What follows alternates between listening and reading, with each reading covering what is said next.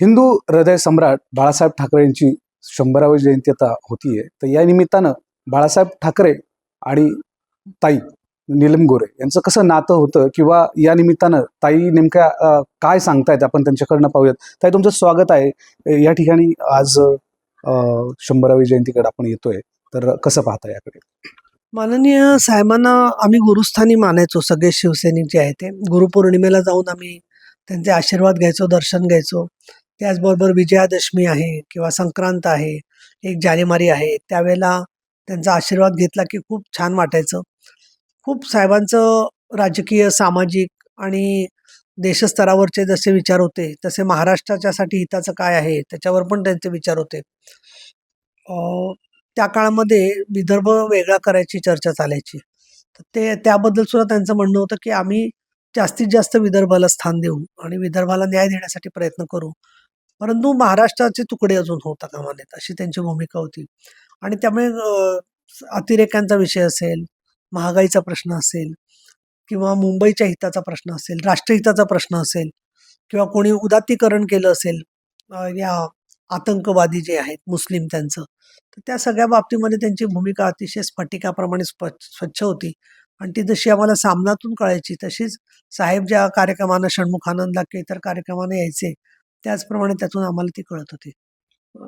बाळासाहेब ठाकरे हे फक्त नेते नव्हते, तर एक जनसामान्यांचा एक आत्मा होता. मराठी जी काही अस्मिता होती त्याचा आत्मा होता. तर आत्ताचं राजकारण आणि बाळासाहेब ठाकरे हे कसं पाहता तुम्ही? आताच्या राजकारणामध्ये सुद्धा अनेक नेते आहेत, परंतु बाळासाहेबांचा करिश्मा आणि बाळासाहेबांचं जे स्थान आहे ते अभूतपूर्व असं होतं. ते प्रत्येकाशी त्यांची स्मरणशक्ती चांगली होती. ते प्रत्येकाशी बोलताना एक वैयक्तिक नातं घेऊन बोलत होते आणि संपर्क करत होते. त्याखेरीज महाराष्ट्रामधल्या काय चाललंय प्रत्येक भागामध्ये याचा सुद्धा त्यांचा अभ्यास होता. आणि त्याचबरोबर वाचन होतं साहेबांचं, अभ्यास होता. अनेक बाबतीमध्ये अनेक क्षेत्रातले लोक त्यांना येऊन भेटायचे, त्यामुळे त्याची माहिती असायची. आणि त्यामुळे एक अष्टपैलू आणखीन सर्व वक्तृत्व अमोघ असं असणारं त्यांचं व्यक्तिमत्व होतं. बाळासाहेब ठाकरेंनी खऱ्या अर्थानं महिला सक्षमीकरण करण्यासाठी बऱ्याचशा गोष्टी केल्या. तर एक महिला म्हणून आणि बाळासाहेब ठाकरे म्हणून महिला सक्षमीकरण जे काही असेल त्या संदर्भात कसं पाहता? मुळामध्ये शिवसैनिक हा शिवसैनिक असतो. तो महिला का पुरुष असा फरक करायचा नाही, अशी शिवसेनेची भूमिका आहे. परंतु ते रणरागिणी म्हणायचे महिला आघाडीला, कारण ठिकठिकाणी जाऊन आंदोलनं करणं किंवा त्या आंदोलनांच्या मध्ये अन्याय झाला तर पेटून उठणं, हे काम शिवसेना महिला आघाडी करत होती. आणि मी अनेक अत्याचाराच्या घटनांच्या प्रसंगी जाऊन प्रत्यक्ष भेटले, बोलले आणि बोलून त्या महिलांना दिलासा द्यायचं काम केलं. त्याबद्दल सुद्धा त्यांना चांगल्या प्रकारचं कौतुक होतं आणि त्यासाठी सुद्धा त्यांनी प्रोत्साहन दिलं. त्याखेरीज प्रत्येक ठिकाणी महिलांना चांगल्या प्रकारची वागणूक मिळाली पाहिजे, हे देखील आम्ही त्यांच्याशी वेळोवेळी बोललेलो आहे. आणि मला त्यांनी पुणे जिल्ह्याचे संपर्क प्रमुख म्हणून संधी दिली, की जी संधी आतापर्यंत कुठल्याच महिलेला पुण्यामध्ये मिळाली नव्हती. जवळजवळ 4 वर्ष मी संपर्क प्रमुख होते आणि त्यामधून सुद्धा मी मोठ्या प्रमाणामध्ये काम करू शकले. मला स्वतःला कॉन्फिडन्स आला आणि पक्षाने मला चांगल्या प्रकारची जबाबदारी दिली. मला पक्षाने 4 वेळेला आमदार केलं विधान परिषदेमध्ये. नंतर 2019ला संधी मिळाल्यानंतर उपसभापती केलं. आणि जेव्हा आमदार झाले तेव्हा मनात असं काहीच नव्हतं की आपण उपसभापती होऊ किंवा विशेष हक्क समितीचे प्रमुख होऊ. पण हा सगळा विचार पक्षाने केला. आणि आता एकनाथजी शिंदे यांच्यावर जेव्हा मी काम करते, तर त्यावेळेला 370व कलमाचा विषय, त्याच्यानंतर म्हणजे काश्मीरमध्ये ते लावणं किंवा तलाक पीडित महिलांना सगळं न्याय मिळण्याचा विषय, समान नागरी कायद्याचा विषय की ज्याच्यामध्ये सर्व धर्मातल्या स्त्रियांना वारसा हक्क, त्याच्यानंतर दत्तक विधान कायदा, घटस्फोटाचा अधिकार आणि मालमत्तेमध्ये अधिकार, या सगळ्या बाबतीमध्ये न्याय मिळू शकतो, त्या दृष्टीने सरकारची तयारी चाललेली आहे. रामजन्मभूमी अयोध्या इथे उभी राहिलेली आहे. आज माघी चतुर्थी आहे, माघामध्ये परत प्रयागराजच्या स्नानाचं फार विशेष महत्त्व असतं. तर या सगळ्या हिंदूंच्या भावना लक्षात घेऊन जे काम केंद्रामध्ये चाललेलं आहे, त्या एनडीएच्या बरोबर माननीय एकनाथ शिंदे आहेत, हे मला खूप समाधानाची बाब आहे. आणि म्हणूनच हे काम करत असताना बाळासाहेब ठाकरे यांच्या योग्य मार्गावरती कोणी जात असेल, तर ते म्हणजे एकनाथ शिंदे जात आहेत असं मला वाटतं.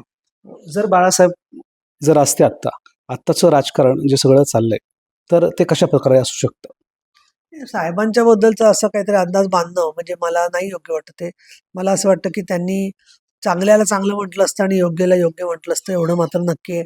आणि काही बाबतीमध्ये ते जर का विशेषतः विधानसभेचा आमचा निकाल पाहिला तर तो पाहिल्यावरती नक्कीच त्यांनी समाधान त्यांना वाटलं असतं. ताई, अनेक बाळासाहेबांबरोबर तुमचे संवादाचे किस्से असतील किंवा संवाद होतोय. पण कुठला संवाद हा आहे की जो तुमच्या कायम स्मरणात राहिला किंवा त्याची पूर्णपणे आज आठवण येते?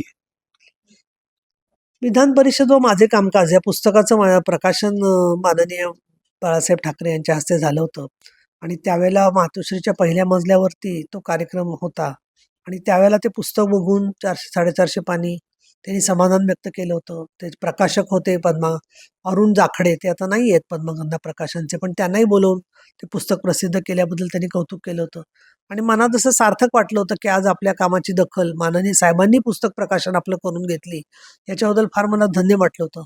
नंतर मग माझी बरीच पुस्तकं एक एक करत आली, पण साहेब नव्हते 2012 नंतर जे आहे ते. पण मला जेव्हा परत दुसऱ्यांदा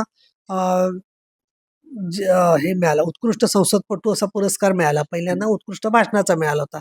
तो उत्कृष्ट संसदपटू म्हणून मला द्रौपदी मुर्मू यांच्या हस्ते पुरस्कार मिळाला.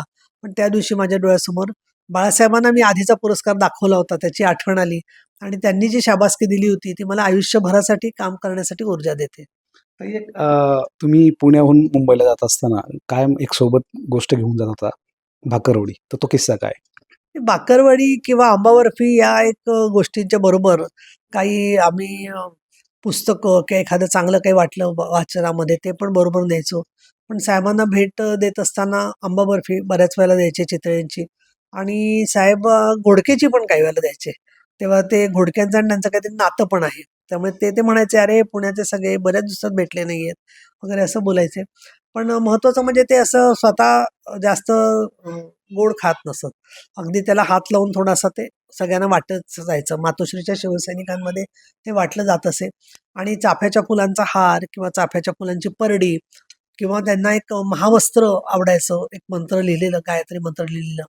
तर ते दिलं की ते मात्र घालायचे आवडीने अंगावरती. डाव्या त्यांच्या फोटोत खूप फोटोंमध्ये ते केशरी महावस्त्र आहे, त्याच्यात तो गायत्री मंत्र लिहिलेला आहे आणि ते त्यांना आवडलं याचं मला फार समाधान आणि आनंद वाटला होता. कारण त्यांच्याकडे सगळंच होतं.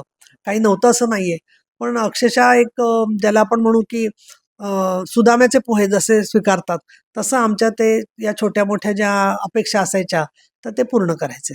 ताई, बाळासाहेब ठाकरे आणि आजची तरुण पिढी जर हा आपल्याला बघायचा असेल, तर नेमकं काय सांगाल आणि काय संदेश द्याल या तरुण पिढीला? मला असं वाटतं की त्यांनी एकतर बाळासाहेबांचं चरित्राचं वाचन केलं पाहिजे. एक काही आत्ता जी मराठी चरित्र आलेली आहेत, त्यातली 3-4 चरित्र सोडली, तर बाकी त्यांच्यावर टीका करण्यासाठी लिहिलेली चरित्र आहेत. त्यामुळे त्या नजरेतून बघण्यापेक्षा काय हेतूने लिहिलेलं चरित्र हे बघितलं पाहिजे. जे फॅक्च्युअल आहे, जे वस्तुनिष्ठ आहे, जे सत्याला धरून आहे, अशी लिहिलेली 2 आहेत. एक योगेंद्र ठाकूर म्हणून आहेत, त्यांनी एक लिहिलेलं आहे. दुसरं मनोहर जोशी यांनी शिवसेना काल आज उद्या लिहिलं आहे. बाळासाहेबांचं चरित्र जरी नसलं, तरीसुद्धा त्याच्यामध्ये शिवसेनेचा बऱ्यापैकी योग्य तो इतिहास 2015-16 पर्यंतचा आलेला आहे.